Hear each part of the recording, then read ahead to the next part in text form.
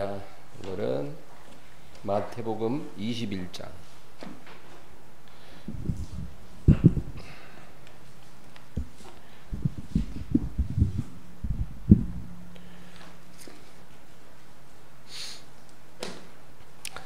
마태복음 21장 43에서 46절입니다. 합독하겠습니다. 그러므로 내가 너희에게 이르노니 하나님의 나라를 너희는 빼앗기고 그 나라의 열매 맺는 백성이 받으리라. 이 돌 위에 떨어지는 자는 깨지겠고 이 돌이 사람 위에 떨어지면 그를 가루로 만들어 흩으리라 하시니, 대제사장들과 바리새인들이 예수의 비유를 듣고 자기들을 가리켜 말씀하심인 줄 알고 잡고자 하나 무리를 무서워하니, 이는 그들이 예수를 선지자로 알미었더라. 아멘. 제가 학창 시절에 중고등학교 때 이제 과목마다 선생님이 다르게 들어오시잖아요. 근데 학생들이 제일 좋아하는 선생님이 어떤 선생님이냐면,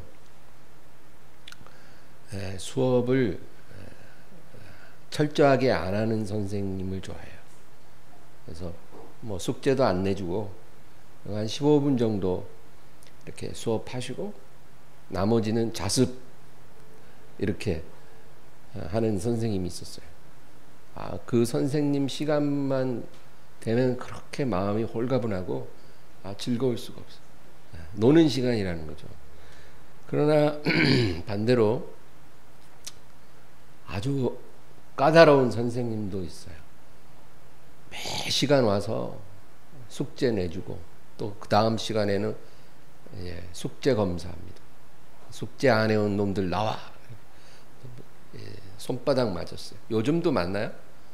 요즘은 안 때리죠. 우리 때는 뭐 손바닥 맞고 엉덩이 맞고, 어떤 선생님은 이렇게 손등을 대라고 그래갖고 얇은 매가 있어요. 그걸로 이 손등을 때려요. 얼마나 아픈지 몰라요. 매번 숙제 안 해온 애들을 그렇게 맞아요. 그리고 그렇게 수업 시간에도 너 저기 왼쪽에서 두 번째 너 이리로 나와서 이거 문제 풀어봐 막 이러고 언제 걸릴지 몰라요. 그러니까 그 선생님 시간은 아주 부담스러워요. 그 과목이 있는 요일은 아침에 학교 가기도 싫더라고요. 근데 왜 제가 이 얘기를 하냐면, 우리가 하나님을 바라볼 때 우리가 하나님도 어떤 그런 너그러운 쉬운 선생님 보듯이 그렇게 보고 싶고 그런 하나님을 믿고 싶은 그런 심리가 있다는 거예요. 하나님은 어떤 분인가를 우리가 배워가야 되는데, 그게 아니라 내가 원하는 그런 하나님을 믿고 싶은 거예요. 우리가 그렇게 믿는다고 해서 하나님이 그렇게 되는 건 아니죠. 뭐 죄를 좀 지어도 그냥 대충 눈 감아 주시고, 어지간한 죄는 그냥 죄라고 생각도 안 해주시고, 그런 하나님. 그렇게 믿는 사람들이 의외로 많아요, 여러분. 왜냐하면 우리가 죄 짓는다고 바로 뭐 하나님이 벌을 내리진 않으니까. 죄 짓고 살아도 별일 안 일어나거든요. 그러니까 우리가 하나님은 이 정도 죄는 우리가 약한 줄 아시고 그냥 넘어가 주시는구나. 우리가 이렇게 믿을 수 있는 거죠. 세상과 적당히 타협을 해도 그냥 아량 있게 너그럽게 이해해 주시는 하나님. 우리가 그렇게 살아도 별 말씀 안 하시고, 또 우리가 뭔가 하나님께 구하면 즉각 풍성하게 응답해 주시는 그런 하나님. 우리는 그런 하나님을 믿고 싶은 마음이 있는 거예요. 사람들 마음속에. 그런 하나님이었으면 좋겠다. 그래, 가톨릭 교회가 저는 좀 그런 믿음을 갖고 있다고 봐요. 가톨릭은 예수님도 부담스러워해요. 왜냐하면 성경을 보면 예수님이 바리새인들, 종교인들 굉장히 야단쳤거든. 타협이 없고 아주 엄하게 야단치시거든. 그러니까 예수님도 부담스러운 거야. 그러니까 예수님 옆에다 제껴놓고 성모 마리아에게 기도합니다. 성모 마리아는 죄인이죠. 하나님이 아니죠. 우리의 기도를 받을 대상이 아니죠. 근데도 가톨릭 교회는 성모 마리아님께 기도를 해요. 왜? 굉장히 너그러워 보이거든요. 성경에 성모 마리아가 뭐 사람들을 막 책망했다든지 그런 얘기 전혀 없거든요. 오히려 마리아에 대한 기사 중에 그 가나의 혼인잔치에 포도주 떨어지니까 예수님께 부탁해서 물을 변화 포도주가 되게 하신 그런 아주 자애로운 모성을 가진 그런 사람이거든. 그러니까 마리아님께 기도하는 거예요. 죄 좀 져도 그냥 눈 감아 주실 것 같고 뭔가 구하면 바로바로 들어주실 것 같은 그런 하나님. 그러나 우리가 그렇게 하나님을 믿는다고 해서 하나님이 그런 하나님이 되시는 것은 아니에요. 나를 하나님께 맞춰야 돼요. 하나님을 끌어당겨서 나를 좀 이해해 주세요. 그런다고 해서 그렇게 되는 게 아닌 거예요. 우리가 어릴 때는 부모님 앞에 땡깡 부리면 그렇게 될 수도 있었어요. 막 떼쓰고 고집 부리면 우리 육친의 부모들은 또 약한 마음에 자식한테 끌려가기도 해요. 우리가 성인이 돼서도 그런 모습이 있어요. 나는 이런 사람이니까 나는 절대 이 성격 못 버리니까 못 변하니까 너희들이 이해하고 너희들이 좀 나한테 맞춰. 이런 식으로 우리가 행동할 때가 있는 거라고요. 자기가 변하려고 안 하고 다른 사람들이 나를 이해해주고 맞춰주기를 원하는 그런 심리가 있다는 거죠. 그리고 또 그게 또 통해요. 그러니까 하나님도 우리가 그렇게 좀 끌어당겨서 나를 이해해 주시고 나를 좀 맞춰 주셨으면 좋겠다. 그런 생각을 합니다. 그러나 여러분 성경을 우리가 주의 깊게 읽어보면 하나님은 그게 통하지 않는다는 거예요. 하나님은 변하지 않아요. 하나님이 안 변하면 누가 변해야 돼요? 내가 변해야 돼요. 여러분 계란하고 바위랑 부딪히면 누가 깨집니까? 계란이 깨지죠. 사람이 하나님과 부딪히면 사람이 깨지는 거예요. 절대로 우리 하나님은 우리의 수법에 끌려오시는 하나님이 아닙니다. 우리 안에 그런 심리가 있다 해도 그런 것들이 다 깨져야 돼요. 그래서 하나님이 이끄시는 대로 우리가 갈 수 있어야 돼요. 그거 깨닫고 그렇게 가면 그게 제일 쉬운 길이에요. 그리고 우리가 알게 돼요. 하나님의 길이 나에게 제일 좋은 길이었다는 거. 처음에는 이해 못하지만 우리가 그렇게 가다 보면 그걸 알게 됩니다. 오늘 우리가 읽은 말씀 44절에 다시 한번 읽어볼까요? 이 돌 위에 떨어지는 자는 깨지겠고 이 돌이 사람 위에 떨어지면 그를 가루로 만들어 흩으리라 하시니. 이게 무슨 의미일까요? 이 돌 위에 떨어지는 자는 깨지리라. 우리가 주님 앞에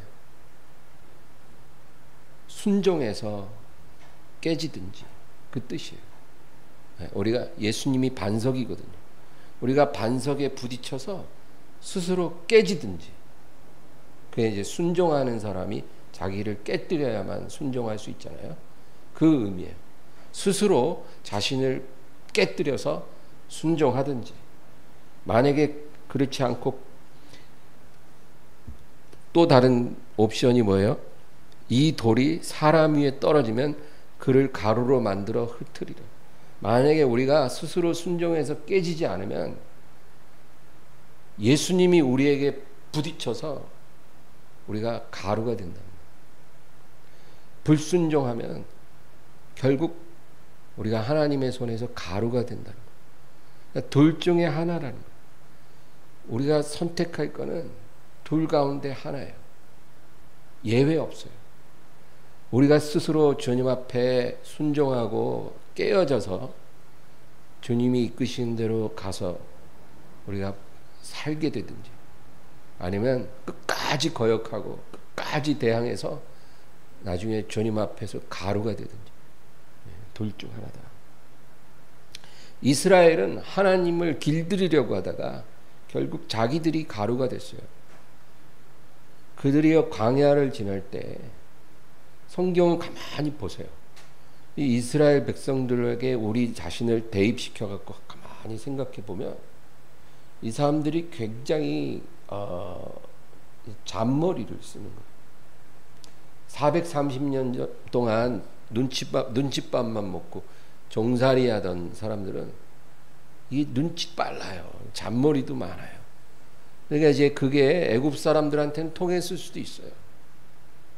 근데 하나님도 자기들이 잔머리로 어떻게 좀 움직여 보고 싶은 거예요. 사람 움직이듯이. 잔머리를 쓰는 거예요. 그래서 처음에는 통해요. 막 하나님이 세운 모세라는 그 지도자를 막 독하게 공격을 합니다.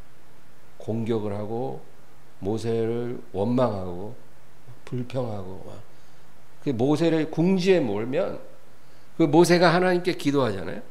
그러면 하나님이 자기들이 원하는 걸 주시는 거예요. 고기 먹고 싶어 죽겠다. 만약에 고기 안 먹여주면 우리 다 돌아갈래. 이랬더니 아주 배가 터지도록 고기를 먹여주시고, 물 없어서 고통당하고 막 공격하니까 또 물도 보내주시고 양식도 보내주시고, 낮에 더워서 못 견디겠다 하고 모세를 공격하니까 구름 기둥으로 샥 덮어주시고, 밤에 추워서 못 살겠다 하니까 또 불 기둥으로 따뜻하게 해주시고, 아주 그냥 모세만 공격하면 하나님이 제깍제깍 들어주시는 거예요. 아, 이렇게 하면 되는구나. 네, 여러분, 결국은 가데스 바네아에서 12정탐꾼을 통해서 보고를 듣고 독하게 모세를 원망하고 하나님을 원망하다가 어떻게 됐어요? 가루가 됐어요. 그 원망한 사람들은 그때가 출애굽 2년째니까 38년 동안 광야에서 뺑뺑이 돌다가 다 죽어서 광야의 흙으로 변했어요. 그 돌이 떨어지면 가루로 만들어 흩으리라 그랬잖아요. 그러니까 하나님을 계속 노엽게 하고 거역하니까 흙가루로 변해버렸어요. 그 원망한 사람들은 한 사람도 약속의 땅에 못 들어가고 그 어린 자녀들만 성장해서 들어갔어요. 그겁니다. 여러분, 우리가 하나님을 길들일 수 없어요. 우리가 하나님 앞에 깨어져서 순종하는 사람이 되어야만 합니다. 그것이 답이에요. 예수님을 쉽게 믿은 사람들이 있어요. 사람들이 예수님을 믿는 거 보면 다 틀린데, 저처럼 되게 어렵게 막 하나님의 막 매를 맞으면서 항복하듯이 그렇게 예수님을 믿는 사람도 있지만, 보면 너무너무 쉽게 믿는 사람도 있더라고요. 모태신앙, 아니면 어릴 때부터 어떻게 교회를 다니게 된 사람, 그리고 별다른 고난 없이 그냥 쉽게 예수님을 영접한 사람들이 있어요. 근데 이런 사람들의 약점이 있어요. 다 그렇다는 건 아니고 대부분이 그런 편인데, 그런 사람들은 하나님의 두려우심에 대해서 잘 몰라요. 맞아본 적이 없으니까. 맞아봐야 무서운 줄 알죠. 그쵸? 어떤 예전에 마이크 타이슨이라고 하는 복서가 그런 말을 했잖아요. 누구든지 한 대 맞기 전에는 나름대로 계획이 있다고. 근데 막상 시합을 딱 했고 타이슨의 펀치 한번 딱 맞아보면 그 자기가 세운 계획이 하나도 생각이 안 나는 거예요. 이제 하나님 앞에 좀 맞아봐야 하나님이 두렵다라는 것을 배우는데, 안 맞아보면 그걸 모르는 거예요. 사람들 중에 별다른 고생 없이 평생 동안 평탄하게 하나님의 복을 받고 살았다고 하는 대표적인 인물을 아브라함의 아들 이삭으로 얘기를 많이 해요. 근데 여러분, 이삭이 그랬을까요? 이삭은 겉으로 보면 믿는 가정에 태어났어요. 어려서부터 하나님을 알았어요. 그리고 그 아버지 아브라함이 하나님 앞에 물질의 큰 복을 받았기 때문에 그냥 그 재산 다 물려받았어요. 외아들이니까. 그리고 실제로 이삭이 우물을 파면 팔 때마다 우물이 발견돼요. 우물 하나 발견하는 게 쉬운 게 아니거든요. 근데 우물만 파면 물이 나와요. 그거는 사업마다 대박이 터졌다. 그 얘기예요. 요즘 말로 하면. 사업만 손대면 무슨 업종을 하든지 그냥 다 대박이 나는 그런 인생. 농사를 지으면 100배의 수확을 거두는. 나도 이삭처럼 살고 싶다. 믿는 사람 가정에 태어나 어릴 때부터 하나님 믿고 일평생 거부로 살고 하는 일마다 다 잘 되고 그리고 천수를 누리다가 하늘나라 갔으면 좋겠다. 다들 그렇게 생각을 하죠. 근데 여러분, 이삭이 청소년기에 어떤 일이 일어났는지 아시죠? 모리아 산에서 자기가 신뢰하는 따르는 친아버지가 자기를 결박하는 거예요. 여러분, 부모한테 결박당해 본 적 있어요? 없죠. 이삭은 백주 대낮에 그 아버지가 자기를 결박해서 제단 위에 눕혀놓고 칼 뽑아서 목을 탁 찌르려고 하는 것을 봤던 사람.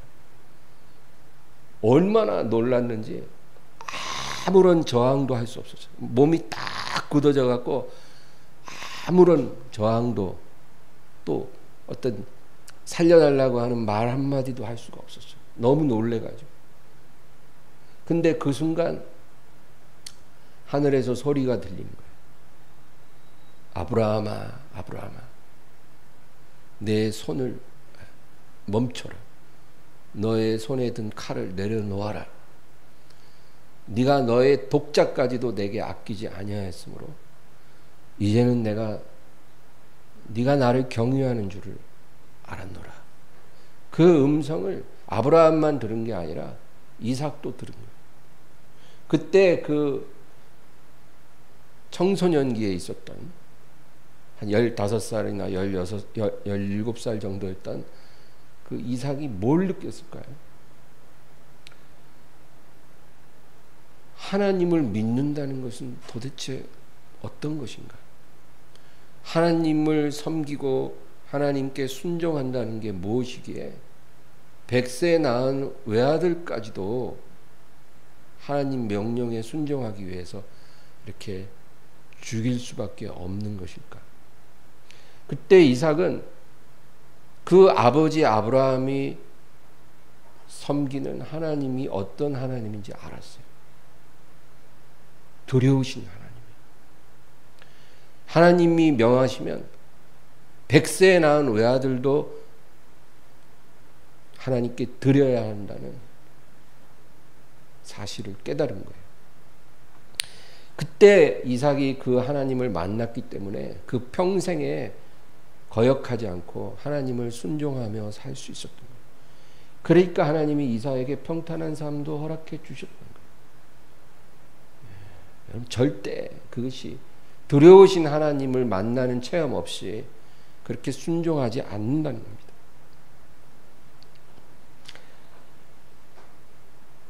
그런데 이삭처럼 그렇게 믿음 좋은 부모 만나서 그 부모를 통해서 하나님의 두려우심을 보고 자란 사람이면 괜찮은데 대부분은 그렇지가 않거든요.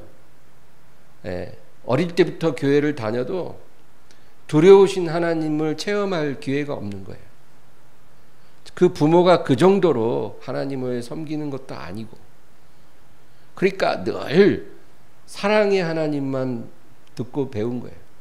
예, 하나님은 우리가 죄를 70번씩 7번을 지어도 7번씩 70번을 지어도 용서해 주신단다.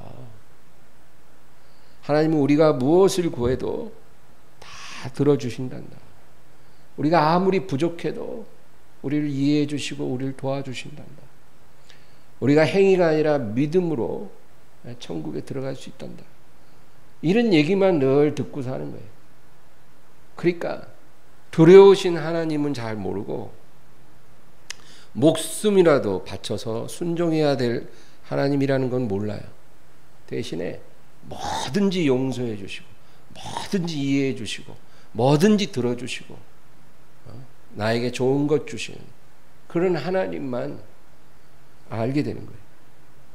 그래서 결국 그렇게 쉽게 어릴 때 예수님을 영접한 사람들이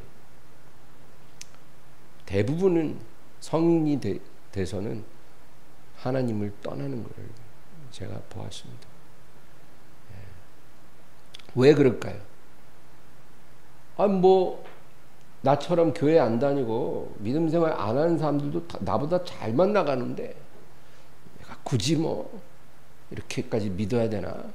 내가 바쁜 일도 많은데 다 희생해가면서 막 봉사하고 예배드리고 굳이 그럴 필요 있나?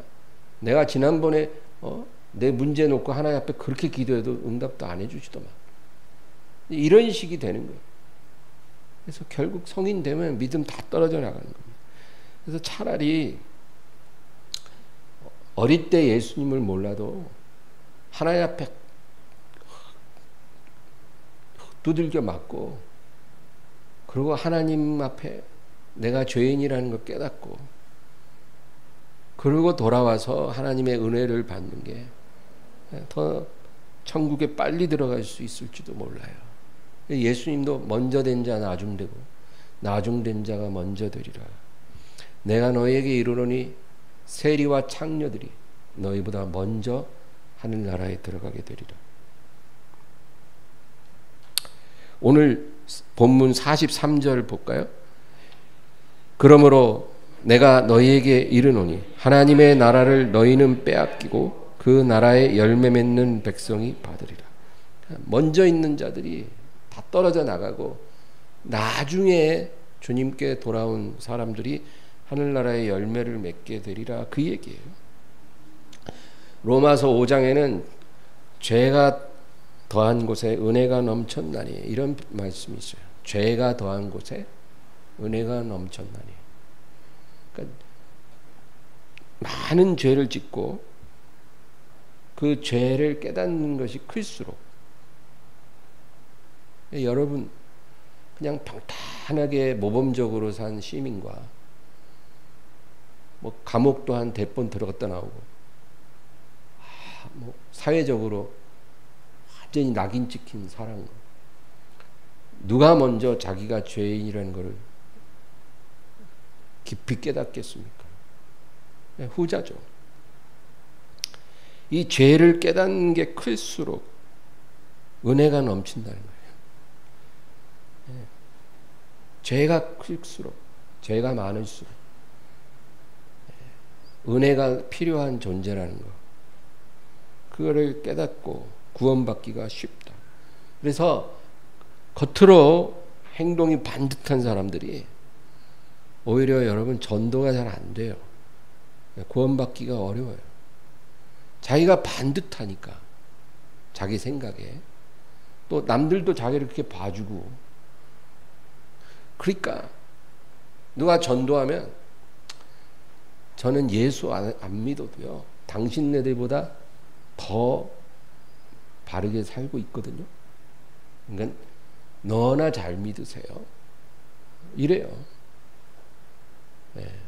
전도가 잘 안 돼요. 전도가 안 되고 구원이 안 되죠. 구원을 받으려면 예수님이 필요해야 되거든. 우리 죄를 속하기 위해 이 세상에 와서 십자가에 죽으시고 부활한 예수님이 필요합니다. 이렇게 고백하고 나가야 구원을 받는 건데, 너무 반듯한 사람들은 예수님이 필요치가 않은 거예요. 구원을 못 받아요. 누가 봐도 죄인이고 자기가 생각해도 죄인이라고 여기는 사람들이 오히려 전도도 잘 되고 구원받기 쉬워요. 여러분, 전도하려면 그렇게 아래에 있는 사람들, 사회적으로 밑바닥에 있는 사람들을 차라리 전도가 더 쉽다라는 거. 그런 사람들 전도하면요, 뭐라고 그러냐면 저 같은 사람도 가면 하나님이 받아줍니까? 이렇게 질문해요. 제가 그 질문 몇 번 들었어요. 그러니까 자기가 생각해도 자기 같은 사람은 하나님이 안 받을 것 같은 거예요. 이런 사람들이 구원을 더 빨리 받고 더 빨리 천국에 들어가요. 세리와 창녀들이 바리새인 제사장들보다 더 먼저 천국에 들어갑니다. 여러분, 은혜라는 거는 제가 여러 번 말하지만 죄를 못 본 척 넘어가주고 눈 감아주는 게 은혜가 아니에요. 우리는 죄를 못 본 척 해주면 은혜롭다, 너그럽다, 사랑이 많다, 뭐 이렇게 보는데 그게 은혜가 아니에요. 은혜라는 것은 우리가 하나님 앞에 가지고 있는 죄를 정확히 볼 수 있게 해주고, 그리고 그 죄를 씻기 위해 하나님의 아들이 필요하고, 그의 이름을 힘입어 우리가 죄 씻음 받고 우리가 죄를 이길 수 있게 해주는 것, 그 능력, 그게 은혜예요. 하나님은 우리의 죄를 눈 감아주기 위해서 그 아들을 보내신 게 아니고, 우리의 죄를 용서하시고 우리가 그 이름을 힘입어 죄를 이길 수 있도록 하시기 위해 우리에게 은혜를 주신 거예요.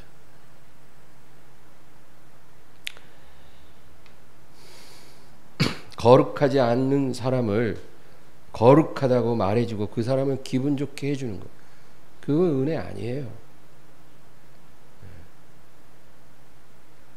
잘한다, 충분하다, 그 정도면 됐다, 하나님이 너의 그 갸륵한 부분을 보시고 너를 축복하실 거야, 이렇게 말해주면 굉장히 달콤하지만 그건 은혜가 아니고, 거룩하지 않은 사람이 자기가 거룩하지 않다는 걸 깨닫게 하고 그를 변화되도록 인도하시는 능력이 바로 하나님의 은혜다. 그래서 우리가 은혜의 복음 이렇게 말하는 거예요. 은혜의 복음. 그게 은혜의 복음이에요. 그리고 그것을 보혈의 능력이다, 그렇게 말합니다. 죄를 씻고 죄를 이기게 하는 능력, 그게 보혈의 능력이에요. 그리고 은혜의 복음이에요. 여러분, 베드로가 예수님을 3번 부인했죠. 참 드라마틱한 이야기예요. 예수님의 오른팔이에요. 수제자예요. 그런 베드로가 어떻게 자기가 차라리 죽을지언정 주님을 배신하지 않겠습니다라고 자기가 맹세한 바로 그 하루도 지나지 않아서 순식간에 예수님을 모른다고 3번이나 부인할 수 있을까? 너무나 드라마틱한 반전이죠. 근데 예수님은 베드로가 그렇게 될 걸 알고 계셨다는 거죠. 그건 뭐냐면 예수님은 베드로가 그렇게 3번 부인하고 완전히 무너질 것을 허락하셨다는 거예요. 왜? 베드로가 복음을 전하는 주의 종이 되려면 은혜의 복음이 뭔지를 본인이 깨달아야 돼요. 죄를 보게 하시고 하나님의 은혜가 없이는 이 죄를 씻을 수도 없고 이길 수도 없다라는 것. 하나님의 은혜 없이는 죄를 이길 수 없다라는 것. 그거를 베드로가 철저하게 경험하지 않으면 절대로 그 복음을 전하는 주의 사자가 될 수가 없다라는 것을 예수님이 아셨기 때문에 베드로가 예수님을 3번 부인하도록 허락하신 거예요. 그러니까 베드로 입장에서는 완전히 비참한 실패지만 예수님은 베드로가 그 실패를 통과해야 비로소 사람 낚는 어부로 쓰여질 수 있다는 것을 아신 거예요. 그러니까 우리의 삶도 마찬가지예요. 비참한 밑바닥까지 내려가는 그 실패가 있었으면 그것이 우리를 축복하시는 하나님의 은혜라는 것을 우리가 알아야 돼요. 하나님의 택함 받은 자녀는 반드시 그래요, 여러분. 우리가 그 은혜를 받으려고 일부러 실패를 자초하면 안 되지만 우리가 실패하지 않으려고 해도 실패하고 밑바닥까지 내려갔다면 나로 하여금 하나님의 은혜를 깨닫게 하시려는 하나님의 섭리라는 것을 우리가 알아야 된다는 거예요. 바울도 마찬가지예요. 바울이 내가 죄인 중에 괴순이라 이런 고백했죠. 그 과장된 말이 아닌 거예요. 왜? 바울은 스데반 집사를 돌로 쳤던 사람이에요. 그리고 예수 믿는 사람을 잡아서 가두는 아주 악질적인 그 박해자였어요.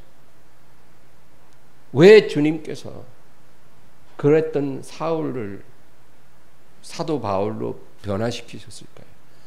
그렇게까지 자신이 망가져서 밑바닥에 내려가지 않은 사람을 은혜의 복음의 사도로 쓸 수가 없는 거예요.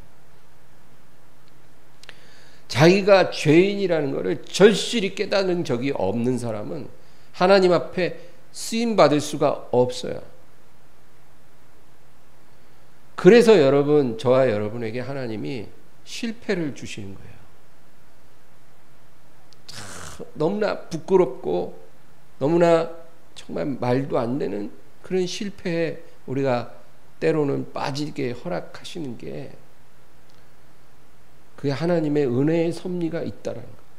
그러니까 여러분, 우리가 본의 아니게 무너졌다면 너무 낙심치 마시고 은혜의 복음을 깨닫게 하시는 하나님의 섭리라는 것을 우리가 알아야 될 줄로 믿습니다. 이렇게 우리에게 하나님의 은혜를 알게 하시고 복음의 능력을 나타내시는 분이 성령님이에요. 성령님. 여러분, 예수님이 이 세상에 오실 때 자기 이름으로 오시지 않고 아버지의 이름으로 오셨다 그래요. 그래서 나는 아버지 이름으로 왔으나 너희들이 나를 영접하지 아니하였으나 나중에 적그리스도가 자기 이름으로 오면 너희는 그를 영접하게 되리라. 예수님 그렇게 말씀하셨죠. 그러니까 예수님은 아버지의 이름으로 오신 거예요. 자기 이름이 아니고. 그리고 아버지의 이름으로 모든 능력을 행하신 거예요.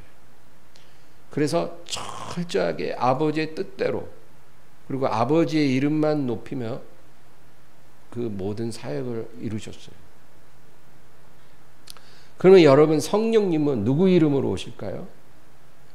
예수님이 아버지께로 다시 가시고 뭐라 그러냐면 내가 아버지께로 가서 아버지가 내 이름으로 보내실 그를 너에게 보내시리라 그랬거든요. 그러니까 성령님은 예수님의 이름으로 오시는 분이에요. 절대 성령께서 자기 이름으로 오시지 않아요. 예수님 이름으로 오시는 영이에요. 그리고 예수의 이름으로 모든 능력을 이루시는 분이에요. 그래서 성령 운동하고 막 뭐 은사 나타나고 막 이런 데 갔는데 예수님 얘기는 거의 나오지 않고 맨 성령이 어떻고 불이 어떻고 이런 데 가면 여러분 그 굉장히 위험한 거예요. 그거는 성령이 아니라 미혹의 영일 수 있어요. 막 기적이 일어나고 사람들 뒤로 자빠지고 막 굴러다니고 그래도 그게 성령의 역사가 아니라 미혹의 영의 역사일 수 있어요. 왜? 성령님은 절대 자기 이름으로 오시지 않고 예수 그리스도의 이름으로 오시는 영이거든요. 그러니까 진짜 성령이 역사하는 곳에는 예수님이 드러나고 예수님이 영광 받는 역사가 일어나야 돼요. 그게 바로 성령의 참된 역사예요. 근데 여러분, 예수의 이름으로 우리에게 오시는 성령께서 우리 안에 들어오셔서 우리에게 은혜를 깨닫게 하시고 복음의 능력으로 이제 우리 가운데 역사를 하는 겁니다. 그래서 우리가 죄를 씻고 죄를 이길 수 있도록 도와주시는 분이 성령님이에요. 근데 이 성령님은 우리를 강압적으로 다루시지 않는다는 거예요. 예. 귀신은 허락도 없이 들어와서 우리가 빈틈을 보여주면 허락도 안 했는데 막 들어와요. 그래갖고 막 사람을 막 뒤집어 놓고 우리를 포로로 삼아요. 포로. 예. 죄를 매개체로 해서 귀신이 우리를 포로로 삼아요. 우리는 포로 되기 싫은데 귀신이 우리를 강제로 그렇게 만드는 거죠. 근데 성령님은 허락해야만 오시고 또 오셔서도 절대 강압적으로 우리를 다루시지 않는다. 어떤 사람들은 기도할 때 성령님 나를 점령하여 주옵소서 이러는데 여러분 그거는 조금 잘못된 기도예요. 우리가 그렇게 해도 성령님은 우리를 점령하지 않아요. 그건 성령님의 방법이 아니기 때문에 성령님은 우리가 우리의 의지를 내어드릴 때 일하시기 시작합니다. 우리를 점령해서 우리를 끌고 가시는 영이 아니고 우리가 자발적으로 우리 의지를 성령님께 내드릴 때 우리가 순종할 때 성령님을 원하고 따르고 의지하고 순종할 때 그때부터 일하실 수 있다라는 거예요. 만약에 우리가 성령님께 우리의 의지를 내어주지 않고 반대로 행하면 그거를 그냥 막지 않으세요. 우리가 반대로 가게 놔두세요. 그러나 우리 안에서 근심하시고 우리를 책망하시고 우리가 돌아오기를 기다리시죠. 그래도 끝까지 안 돌아오면 우리를 떠나는 거예요. 소멸되는 거예요. 그러나 절대 강압적으로 우리를 이끌지 않는다. 근데 이 성령님의 손에 들린 검이 있어요. 그래서 성령님이 예수 그리스도의 이름으로 우리에게 오시잖아요. 그리고 우리 안에서 일하시는데 성령님이 일하실 때 쓰시는 무기가 있다. 성령님의 손에 들린 검. 그게 하나님 말씀이에요. 성령님은 하나님의 말씀을 검으로 사용해서 우리를 위해 일하셔요. 그래서 여러분 하나님 말씀을 소홀히 하는 사람은 절대로 성령의 도움을 받을 수가 없어요. 예. 성경 말씀 한 페이지도 안 읽어. 하루에. 설교 시간에도 뭐 딴짓하고 말씀이 소중하다는 것을 전혀 모르고 소홀히 하는데 기도할 때 보면 성령님 도와주세요. 성령님 역사해 주세요. 성령님 인도해 주세요. 역사하여 주시옵소서. 이렇게 기도를 하는 거예요. 이거는 완전히 비성경적인 믿음이에요. 성령님은 반드시 말씀이라는 검을 갖고 우리를 도와주시는 분인데 말씀은 소홀히 하면서 어떻게 성령님의 도우심을 받을 수 있을까요? 여러분, 예수님도 이 세상에 육신으로 오셨을 때 공생애를 시작할 때 먼저 성령의 충만을 받으셨어요. 근데 그러고 나서 예수님이 사역할 때 보세요. 병자를 고칠 때도 말씀으로 고치시고, 귀신을 쫓을 때도 말씀으로 쫓으시고, 마귀가 와서 세 가지로 시험할 때도 말씀으로 시험을 이기셨어요. 예수님 안에 계신 성령님이 예수님을 도우실 때 말씀으로 도우셨다, 그 얘기예요. 왜 그럴까요? 왜 성령님은 그냥 일하시지 않고 말씀의 검으로 우리를 도우실까요? 제가 이 말씀을 오늘 준비하는데 하나님께서 제게 지혜를 주시더라고요. 스마트폰을 봐라. 스마트폰 우리 다 있잖아요. 스마트폰에 보면 그 안에 운영체제가 있어요. 기계 안에 그 운영체제가 있어야 해요. 그리고 그 운영체제가 장착이 돼야 수백 가지 유용한 어플리케이션이 깔려가지고 구동을 하는 거예요. 그렇죠? 근데 여러분, 이 정교한 스마트폰 기계 자체는 바로 우리를 얘기해요. 하나님이 우리를 그렇게 정교하게 만드셨어요. 육체 안에 혼이 있고 그 안에 영이라는 핵이 있어요. 그게 육과 혼과 영이 하나로 딱 합쳐진 살아있는 존재가 바로 인간이에요. 하나님이 굉장히 정교하게 사람을 만드셨죠. 그래서 스마트폰을 그 기계 자체는 사람이라고 보면 돼요. 근데 그 기계가 기계 역할을 하려면 배터리가 있어야 돼요. 전기 에너지가 들어가야 그 스마트폰 전원이 들어오고 화면이 불이 들어오는 거예요. 그 배터리 역할을 하는 게 바로 성령님이에요. 배터리가 다 방전된 스마트폰은 그냥 묵직한 물건에 불과해요. 그 스마트폰을 쓰려면 반드시 충전이 돼서 전기 에너지가 들어가줘야 그게 생명력을 나타내는 거죠. 우리 안에 성령님이 반드시 오셔야 되는 게 바로 그거예요. 성령이 안 들어온 사람은 살아있으나 실상은 죽은 자로다. 살아있는 게 아닌 거예요. 그러나 우리가 예수님을 믿고 그 이름으로 오시는 성령님을 받으면 이제 스마트폰에 충전이 꽉 채워진 50%만 찰 수도 있지만 제일 좋은 건 100% 꽉 차는 게 좋겠죠.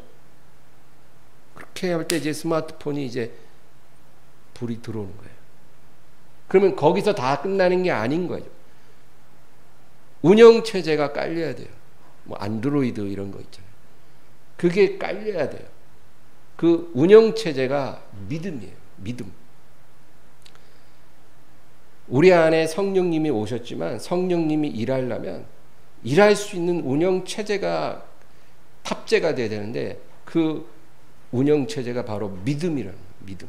믿음이 있어야 성령님이 일하실 수가 있는 거예요. 그러면 믿음이라는 운영체제가 있으면 거기서 다 끝난 게 아니고 그 운영체제 안에서 구동될 애플리케이션들이 여러 가지가 이제 수백 가지가 들어가겠죠. 그 애플리케이션들이 바로 하나님의 말씀이에요. 약속의 말씀, 계명의 말씀, 수천 가지 하나님의 말씀이 이제 들어오는 거예요. 들어오는데 그 안에 믿음이라는 운영체제가 있으면 그 어플리케이션이 작동을 하는 거예요. 그러나 믿음이라는 운영체제가 깔려있지 않으면 아무리 어플리케이션을 깔아도 깔려지지가 않는 거예요. 예배 수백 번 드리고 말씀 아무리 공부하고 뭐 신학교 가고 별짓 다 해도 믿음이 없는 사람한테는 그 수만 가지 말씀 구절이 다 소용이 없는 거예요. 왜 이 애플리케이션이 안 돼? 안 되죠. 운영체제가 없는데. 운영체제도 있고 애플리케이션도 깔았는데 불이 안 들어와. 그거 왜 그래? 성령이 없어. 그 원리예요. 그러니까 하나님께서는 우리에게 성령을 주시고 또 믿음이라는 운영체제를 주시고 그 다음에 약속의 말씀, 계명의 말씀을 주신 거예요. 약속의 말씀은 믿으라고 준 거고 계명은 지키라고 준 거예요. 말씀은 이 두 가지 종류가 돼 있어요. 지키고 믿으라. 그러면 그 말씀에 우리 안에서 효과를 발휘하기 시작해요. 그래서 하나님이 우리에게 약속한 모든 생명의 역사가 나타나기 시작하는 거예요. 인격이 변화요. 사람 안 변한다고 하지만 이렇게 변할 수 있어요. 성령이 오시고 믿음이 들어오고 하나님의 말씀이 역사하고 우리가 그것을 믿고 지키면 그 말씀이 내 것이 되는 거예요. 말씀을 내 것으로 만들면 그때부터 생명의 역사가 일어난다. 인격이 변하는 일이 일어나요. 영적 성장이 일어나요. 가정의 변화가 일어나요. 삶의 변화가 일어나요. 있을 수 없는 기적들이 일어나는 거예요. 그때부터.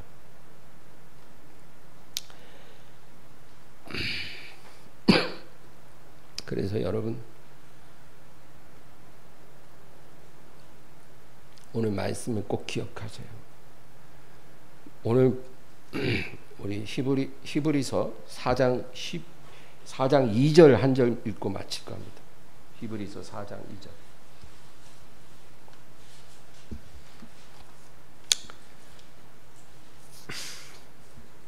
(4장 2절이요) 그들과 같이 우리도 복음 전함을 받은 자이나 들은 바 그 말씀이 그들에게 유익하지 못한 것은 듣는 자가 믿음과 결부시키지 아니함이라. 그 얘기예요. 100번 말씀 들어도 그 말씀을 믿음으로 결부시키면 그게 내 것이 되지만 믿음으로 결부시키지 않는 말씀은 그냥 새들이 와서 다 주워 먹어버리는 그런 무의미한 말씀들이 되는 거예요. 그러므로 여러분 오늘 말씀 기억하고 생명의 열매를 많이 맺기를 주의 이름으로 축원합니다. 오늘 말씀 생각하면서 다 같이 간절히 기도하겠습니다. 주여, 주여, 주여.